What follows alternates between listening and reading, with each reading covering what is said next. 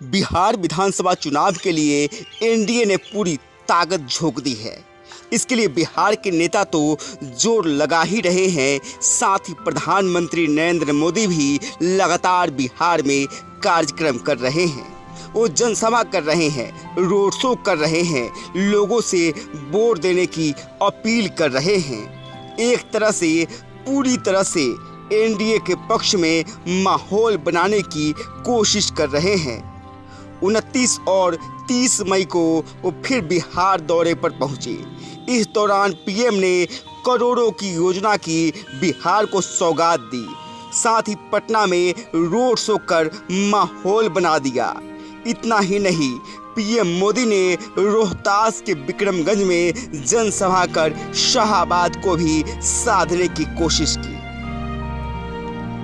बता दें कि शाहाबाद में 2020 विधानसभा और 2024 लोकसभा चुनाव में एनडीए को बड़ा झटका लगा था।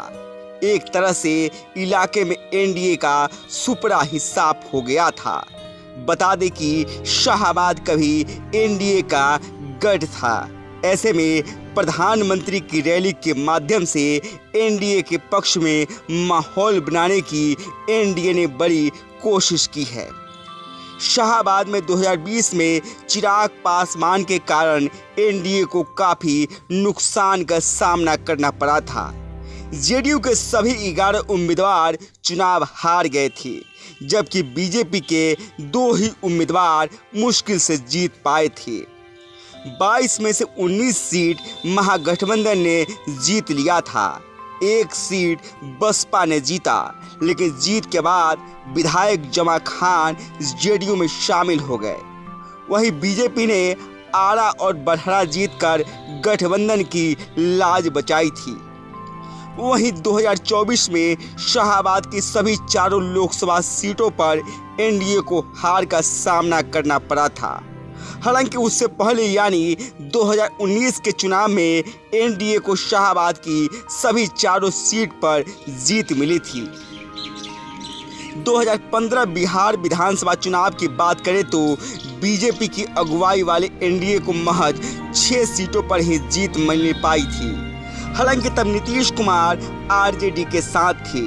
शाहाबाद और मगध का क्षेत्र एनडीए के लिए बड़ी चुनौती बना हुआ है, क्योंकि दोनों इलाके में विधानसभा के कुल 37 सीटें हैं और 2020 में 31 सीटों पर विपक्ष ने कब्जा जमाया था।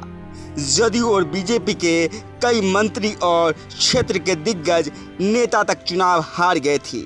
हालांकि पिछले साल जब मगध और शाहाबाद की 4 सीट रामगढ़, तरारी, इमामगंज और बेलागंज में उपचुनाव हुए थे तो एनडीए को सभी सीटों पर जीत मिली थी।